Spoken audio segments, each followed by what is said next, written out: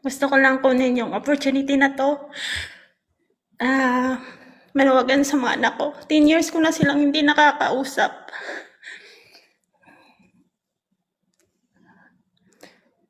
Simula nung nag-abroad ako, hindi ko sila nakakausap. Even sa messenger, even sa personal. Kasi,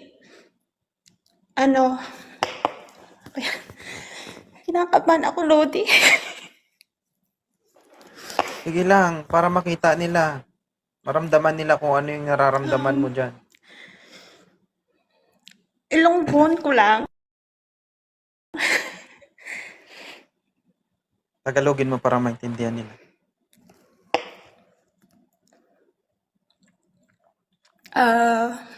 Sa mga anak ko, sa dalawa kong anak, gusto ko lang maghingi ng sorry sa inyo kung ano man yung nagawang kasalanan ng nanay.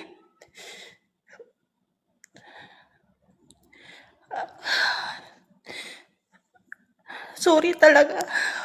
Gusto ko kayong makausap ng personal, kaso iniiwasan niyo ako. Alam kong may pagkakamali ako kasi iniwan ko kayo. Alam kong hindi ko pinaglaban yung sarili ko, yung karapatan ko sa inyo. Kasi alam ko may pagkakamali ako. Gusto ko lang sabihin sa inyo, sorry talaga. Sana tumating yung pagkakataon na magkita tayo. Makahingi ako ng personal. Makahingi ako ng sorry sa inyo ng personal. Alam ko mga bata pa yun, hindi nyo pa maintindihan kung bakit nagkaganon. Pero, nandito lang ako. Nandito lang yung nanay nyo. Ganon pa rin yung Facebook ko. Kung gusto nyo akong makausap.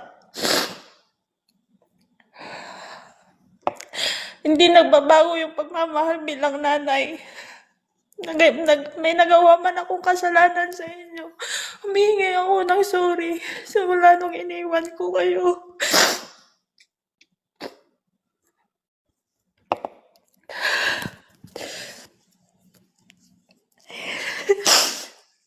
Hindi ko kaya magsalita, Lodi. Bigat-bigat sa puso. Ilabas mo yan kasi ano kung mag-isa ka na lang.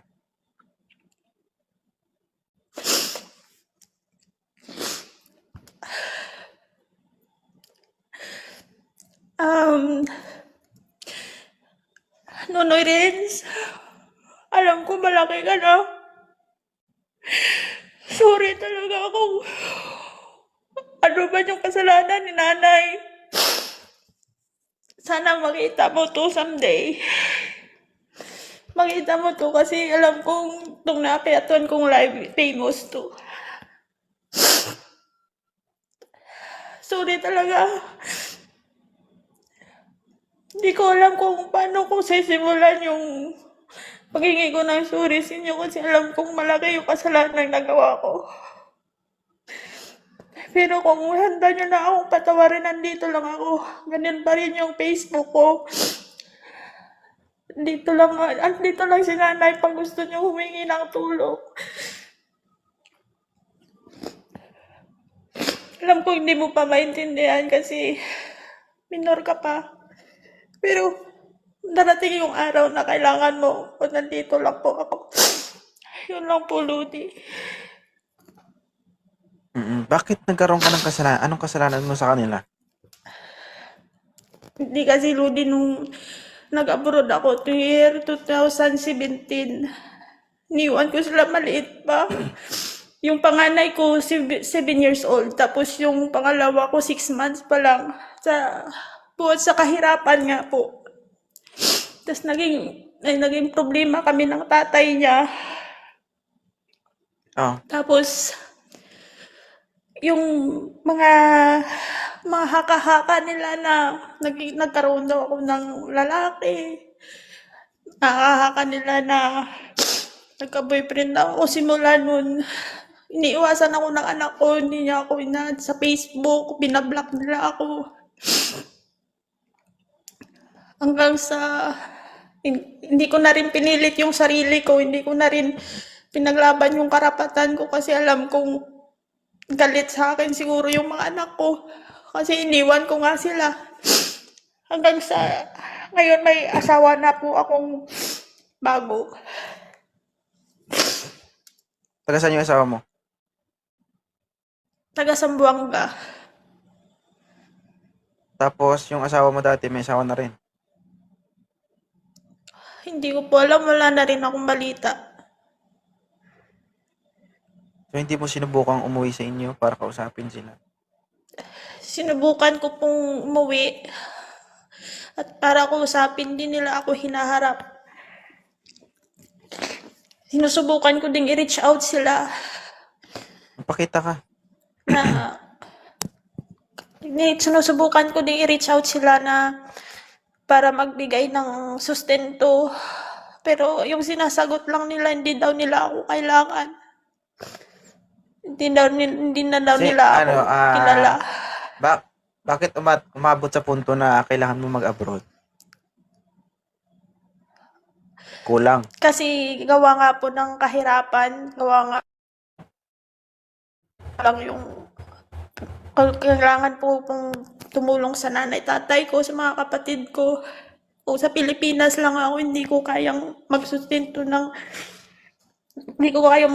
sa tatay ko kasi tatay ko may sakit.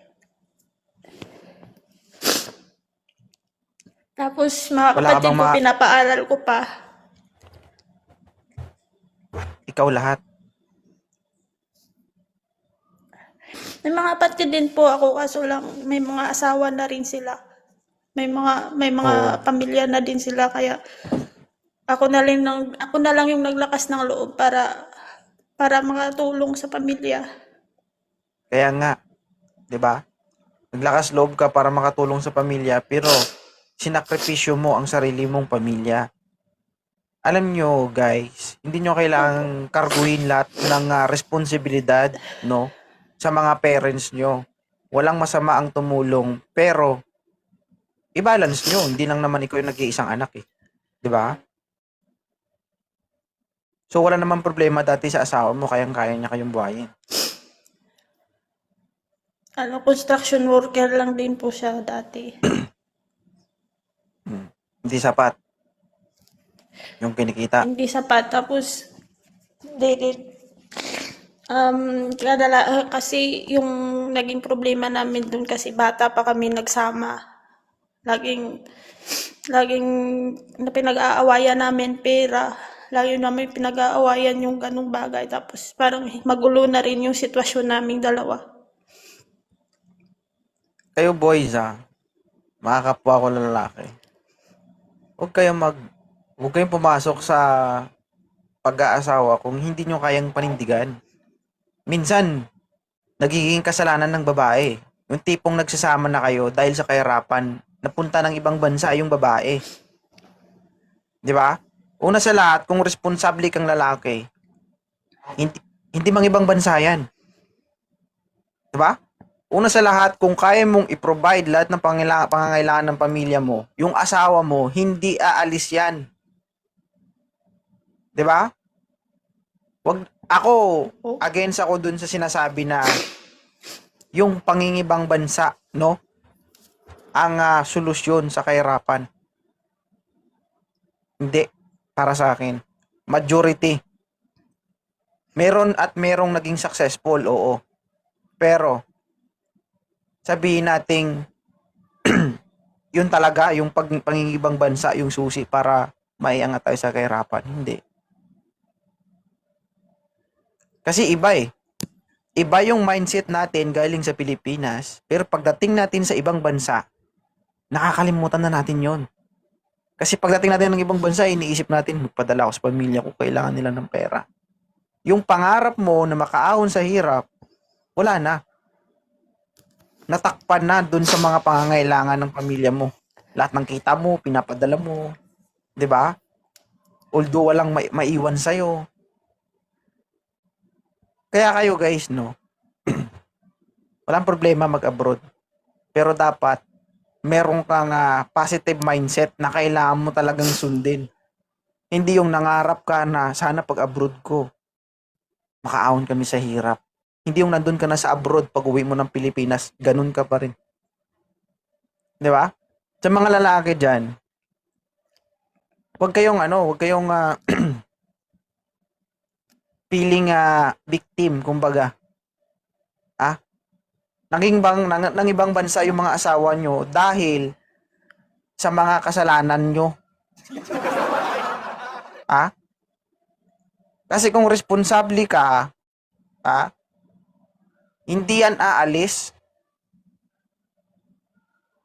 Kung pinanindigan mo yung responsibilidad mo bilang tatay at asawa sa asawa mo, yung asawa mo hindi yan representa na mga ibang bansa. 'Di ba? Ngayon, nung nang ibang bansa, hindi mo kinaya, gagawa ka ng kwento. Isipin mo, ikaw nasa bahay, yung asawa mo nasa abroad. 'Di ba? Ang mahigit, ang pangit pa dyan, no? Kaya minsan di natin masisi yung iba nating kababayang OFW eh. Ah? Oo, meron at merong nagloloko. Pero hindi lahat. Minsan nagagawa na lang nila yung mga bagay na hindi dapat. Alam nyo kung bakit? Nasusuffocate na sila. Yung tipong wala silang ginagawa, pinagbibintangan sila, pinaratangan sila ng kung ano-ano, na ganito, ganito, ganyan. No? Kahit wala naman, hanggang sa dumating sa punto na stress na sila, hindi na nila kaya. Bumigay yung katawan, bumigay yung isipan. Hanggang sa nagkaroon. Sige na lang. Wala na akong magawa eh. Mangangamusta lang sila Diba? pag kailangan ng Hindi ko pera. naman alam. Hindi ko alam yung story, no? Story behind sa story ni Madam. Pero ang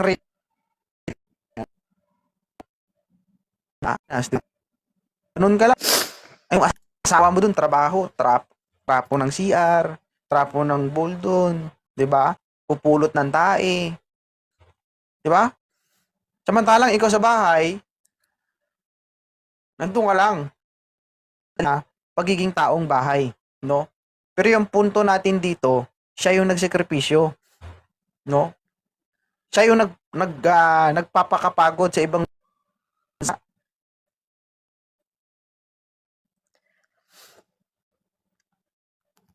kung may pinakamusta. Kung kakamusta kapag sahuran, 'di ba? Kaya sa mga lalaki diyan kapwa ko lalaki, huwag kayong mag-asawa kung hindi nyo kaya. Tama. Ilan na anak mo? 2? 2 po. Pwede naman natural lang naman ang libog sa katawan. Pero wag mo iputok yan kung hindi mo kayang panindigan. 'Di ba? Tama. Ang lakas ng loob mong iputok. Tapos uurong yung bayag mo. Hindi natin siya, although nagkaroon siya ng partner, may asawa ka na ngayon, ma'am, di ba? Opo, kakakasal ko lang po. 1 Diba? taon pa lang po akong kasal. Okay. Sabihin nating, ang iba dyan nagja-judge na yun. Sinasabihan na, baka naman kasi totoo yung ginawa mo, na yung mga paratang ng asawa mo, ginagawa mo. Ako, hindi ako magja-judge sa'yo, ma'am. Kasi hindi ko alam yung story, no? Story behind sa mga kinikwento mo. Ako, neutral lang ako dito, no? Posibleng mali ka, posibleng tama ka. No? Sabi ko nga, Tama po. itong napapakinggan natin sa kanya, ano na lang to summary na lang to Yung pinaka-intro ng story niya, hindi natin alam, no? Kasi sa totoo lang, no? Mahirap talaga maging isang OFW. 'Di ba? Kapag ang pamilya mo sa Pilipinas nagka-problema, nandyan ka bilang isang OFW. Pero pag ikaw na OFW nagka-problema, pamilya mo sa Pilipinas, hindi mo mahagilap, hindi mo makita. Sakit, di ba? Pero yun ang katotohanan. Sobra.